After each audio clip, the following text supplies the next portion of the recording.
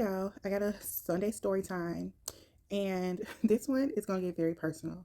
The Lord had been telling me to go ahead and get my testimony out, just get them all out from where I was. Let's see, I was blank, but then God did blank. That's what testimonies are. So you just telling how the Lord moved. What did He do for you? But this one is one that I am not. I'm not ashamed of. It's just so personal. It's like sometimes these things that you talk about, it's like showing the world your dirty draws. I mean, it can make you feel very awkward talking about this stuff. The hope is always to set somebody free. The hope in sharing the Lord's move and what He's done is always that someone on the receiving end that may be going through the same type of situation can pull from your experience of God to know that, hey, He's no respecter of man. Why would He do this for this person and not for me? So that's why I'm here. So my opening line, my opening line of my story, it's gonna be two parts. I just know it. All right. You're not a lesbian. You're not even bisexual. You have been oppressed by either the spirit of vanity, I'll explain that, the spirit of rejection, the spirit of lust, or all three. Okay. I have, with the help of the Holy Spirit, been able to pinpoint that the fact that it was all three for me. There was a point in my life that I would quietly identify myself as bisexual. And there's a reason for that. And we're going to get through this with the story time, y'all. It hasn't been heavy on my heart. Just again, it's like taking off your dirty drawers and just saying, everybody, look, your dirty laundry, airing your dirty laundry. That's what it is. That's what I'm trying to say. And that's uncomfortable. It is uncomfortable. But again, the feeling in the blank is I was, and then God did. So I don't want none of the glory to be going to me. I didn't do anything but listen to the Father tell me how to pray for myself. And He did everything else that He needed to do. And all right, so let me just get into the story. So usually my story times are about a specific incident and the circumstances around the incident. But in the interest of trying to make this just two parts, I am going to stick to what I consider the most significant parts here. So I will go back to the beginning of where I think that this seed was planted. So in a previous video, I explained to you that, while one of the enemy's tactics is to try to get people while they're young. I was the age of 6, as far as I can remember, when I was first introduced to a magazine by another child. And this magazine was Penthouse. And this magazine had a naked woman on a bike. Here's the thing about imagery, and here's where when people get caught up in, I guess I'm supposed to dance around these words because I be seeing everybody else on YouTube dance around the words for fear of being reported or something. Graphic viewing material. That's what I call it, if I can remember that.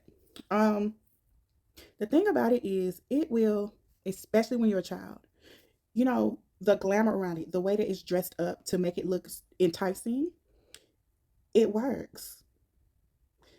Obviously, like, I'm only about 6. I would think about little boys, I don't know if all elementary schools are like this, but I do know that I would call them inner city schools are like this, where the kids are little people. A lot of them not so innocent, So maybe it wasn't anything coming from my house, but the friends that I interacted with and things like that, it was normal, even as a 6-year-old, to be talking about boys and having boyfriends and things like that. And the only reason I say maybe it's just inner city schools is just because I don't know. I don't know if other socioeconomic, classes and private schools and things like that. I don't know the social norms around those schools because, like, as an adult, you would feel like I want to think that kids 6 or whatever ain't thinking about girls and boys. But then again, girls do mature faster than boys, so maybe it is normal for a 6-year-old girl. Anyway, I'm spending a lot of time talking about that. What I want to say, I want to think about girls. I want to think about sex. But the seed got planted. When you see an image like that, your body responds. That's what happened. And not only did it happen, I can remember another time viewing like a late night movie or something where a man and a woman, I don't want to say too much, but a man and a woman were having intercourse. And again, all of this stuff is made for the male gaze. It really is. So what happens when you're not a male but you're seeing it? They're not making a man look enticing. They're making the woman look enticing. And your mind and your body responds. So I said all of that to say that I know the seed got planted then, because the way my mind just vividly works, um, that's the earliest time I can remember. And then from that point on, I can remember a movie going in my head. I won't say at all times, but if I had time where I wasn't actively like using my mind or my if I wasn't outputting information, my mind would wander off into daydream land a lot. And the daydream land, from that point on, from what I can remember, the daydream land would more often than not include adults having sex. I don't know what else to say, but what I can say. So to be sure, the seed of lust was planted. And that's hard. That's hard to digest as somebody so young. But again, at that age, it was never me. It was never thoughts of me fulfilling this. It was, I've seen this imagery and it sparked something in me that liked it and wanted to think about it. And that's what happened. I had no interest in girls. I didn't. But that's what I was shown. That's where the focus was. And so it's like when I would think about the closet of sexuality, it would go there. I didn't have a desire to act it out. I didn't have a desire to be with a girl. And I'm just talking about years. I'm not talking about, as a little 6-year-old. I'm just talking about years later. I still didn't have the desire or anything like that. But again, I was talking about lust. The next one was rejection. And then the last one was vanity. So, okay. Years passed. I happened to be in a situation with some older kids. Now, keep in mind, I had become desensitized to this. And I didn't know. I'm not thinking about that. I mean, it didn't occur to me, okay? I was around some older kids, and we were at one of the kids' house, and I can remember them putting in a video. We were in mixed company, so there were guys there, there were girls there. They put in a video of the graphic adult content, and the guys were looking at it. And I just felt like they were testing us to see what was going to happen. Um, the girls were like covering their face, but I wasn't. I didn't know that that was the reaction. I didn't know I was supposed to cover my face. I had become desensitized to it. Okay, they're having sex. Like, but that apparently caught the attention of the one of the guys. And remember, these people are a little older than me. So they had like made a remark or whatever. And like everybody laughed it off, whatever. We ended up leaving. Let's just say that we were around each other a lot. Um, this group of this mixed group of mixed company, guys and girls. There were several other situations where we were together, either maybe down at their house, down at someone else's house. So outside, it wasn't always in that context. I think that how they say that spiritually, like there's a scent, is how it's been described, that when people have experienced something, or maybe it's the fact that they have a certain spiritual seed planted in them, like I described it, that I guess a spirit that's, I don't want to say predatory for it, but are seeking can spot it. Okay, so how some people who are in domestic abuse relationships, it seems like they get into cycles of domestic abuse relationships, and they're saying like it's like they attracted or something. That's what I mean. Something unseen can tell someone of a predatory nature, hey, go after this one, try this one, talk to this one, get with that one. I believe that's what happened with me. One of the guys that was there, for some reason, drew to me, and I didn't like it because I didn't want his attention. Okay. It hadn't been a secret. It was very clear that, There was one of the guys in the group that of attention that I did want, but not the one that actually is the topic of what I'm talking about right now. Um,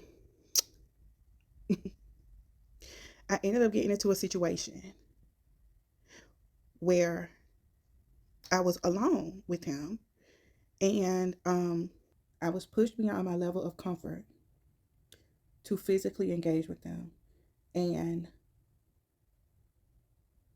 I was 12. I don't know if you know any 12-year-olds. I don't know if you have any 12-year-olds in your life. I don't know if you know any 12-year-olds that don't have any trauma that would cause them to be seeking attention or affection. That wasn't me. That wasn't me. It was space and opportunity to be preyed upon. That's what it was. Um, Again, I didn't even like this guy. I wasn't looking for attention. I was a wide-eyed, perhaps gullible or too trusting 12-year-old girl. Very far from 22, 23, where my decision making is actually developed in my frontal lobe. Very far from that.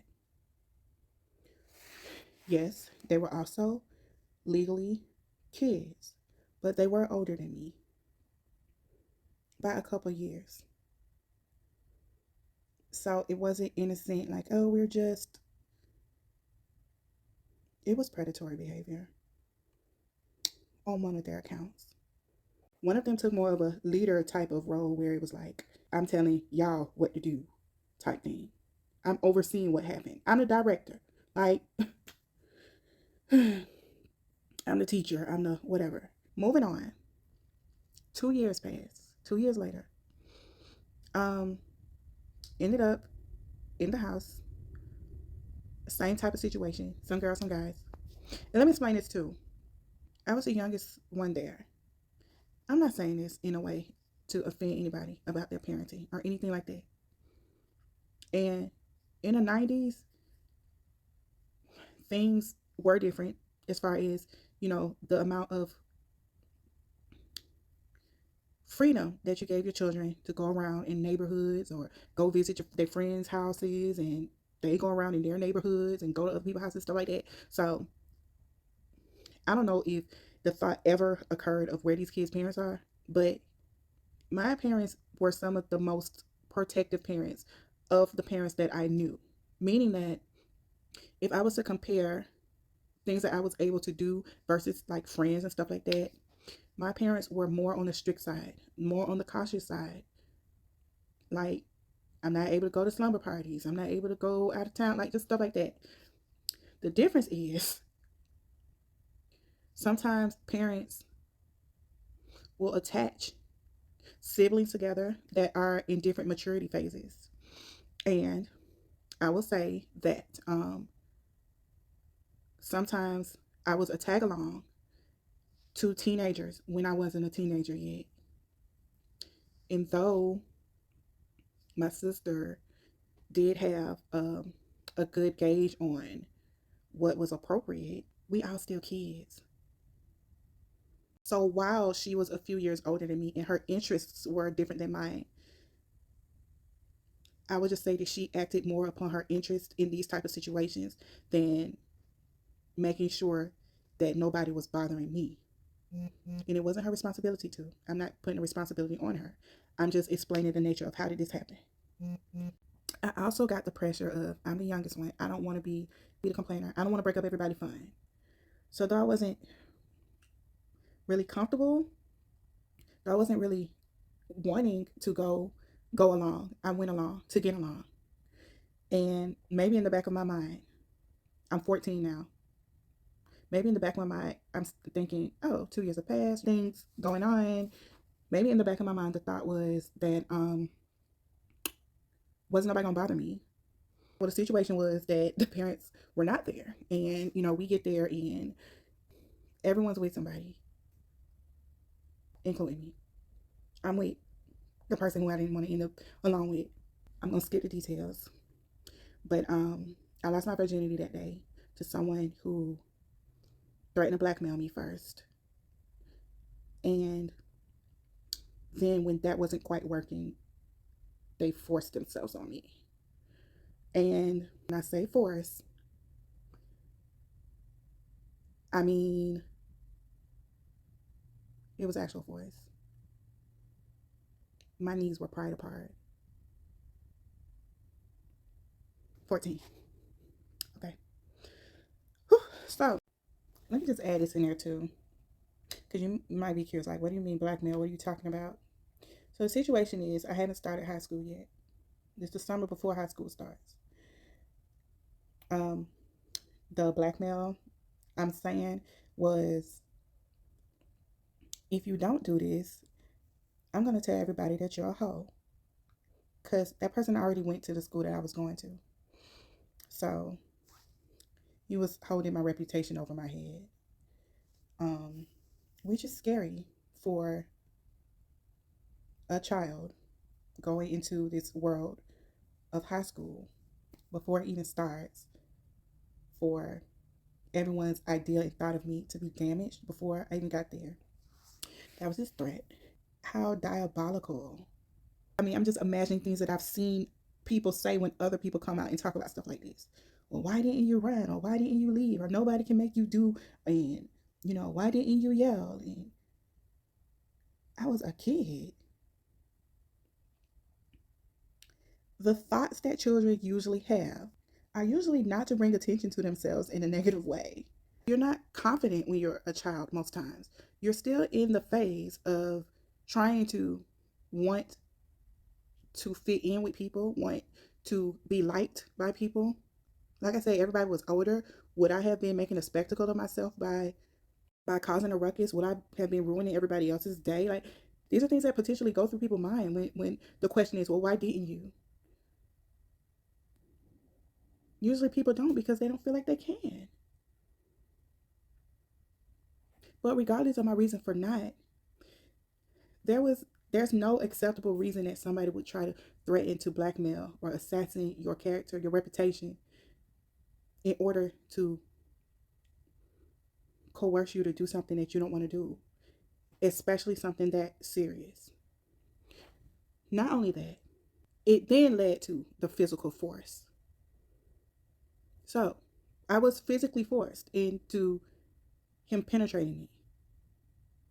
That's like, I'm not going to gloss over that.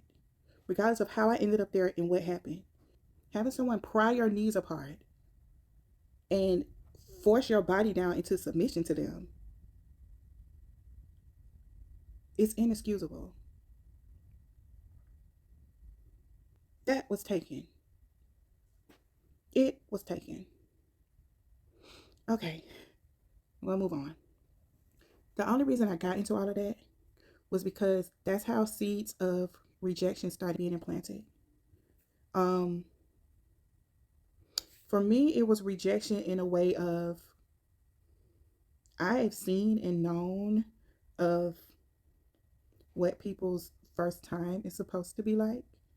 I've imagined what mine would be like, and it wasn't that. The rejection feeling comes from the fact that there was no affection. There was no there was nothing kind about it. I wasn't valued. I was used. So the feeling is that you didn't want me, you wanted that. And you took it without my permission. You took it after you took it